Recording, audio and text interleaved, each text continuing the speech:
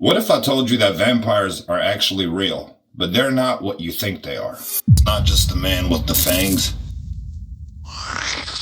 The bigger story to it. In the gut. So where did this originate from? A blood-sucking vampire, a monster, a demon, whatever you want to call it. Where did this originate? This started around 450 BC. A man that would live in today's modern-day Italy, Ambrosio. He went to seek the Oracle of Delphi. He was looking for a woman. Meanwhile, while he was there, he fell in love with a goddess. Then he got cursed by Apollo, so he could never go outside. The sun would always burn his skin.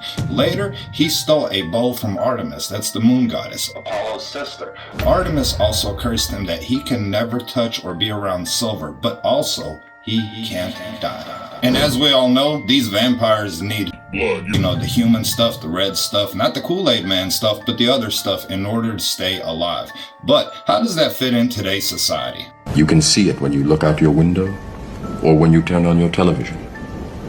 You want to know how this works? Let's jump into this. So we often see a lot of celebrities covering that one eye, throwing that symbol up, but what does this mean? What if I told you the covering of the eye or the all-seeing eye is not what you thought neither?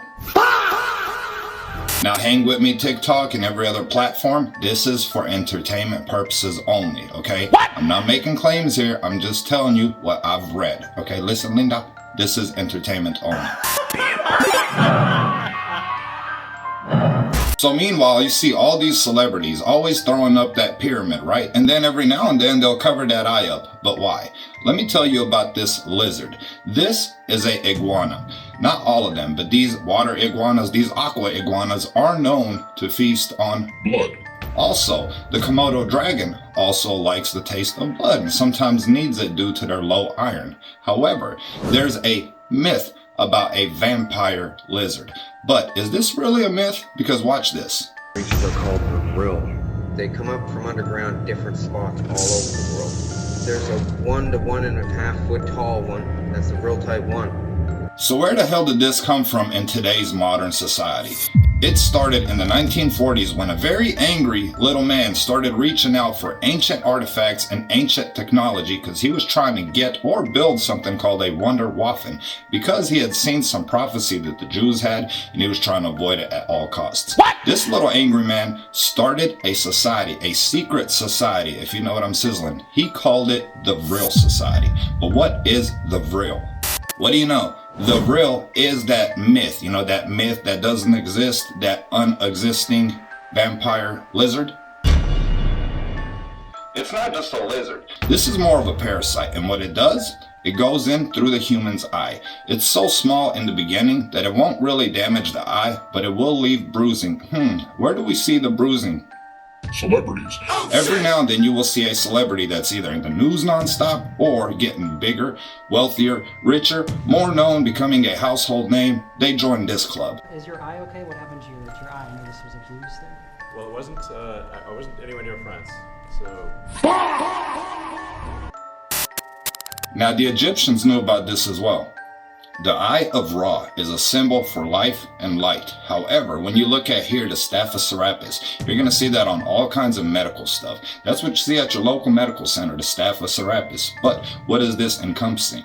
This is showing you the Vrill, the vampire lizard. What they do is they attach themselves to the pineal gland. From the pineal gland, these guys take over your body. Every now and then, they will slip up and have an accidental shape-shifting, right? Watch this.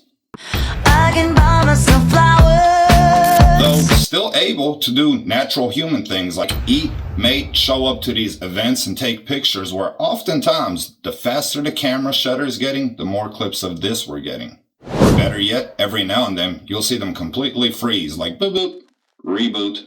Now, though they still do eat normal human food, they need their nutritional source in order to stay alive themselves. They keep their host alive by letting them do normal human functions, right? However, the vampire lizard does eat on the host's blood, therefore needing more to survive later. Now, that sounds crazy, right? But with the recent files that have been coming out, that's pretty crazy. Now, what do all these guys that been to this club, that been on this list, have in common? Well, come on, obviously.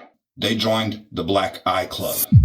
Now, when the hell did this come to the United States? That's another easy one. 1945. In 1947, the United States launched something called Operation Paperclip, where they took a lot of the angry little man's scientists and top generals, brought them here to work.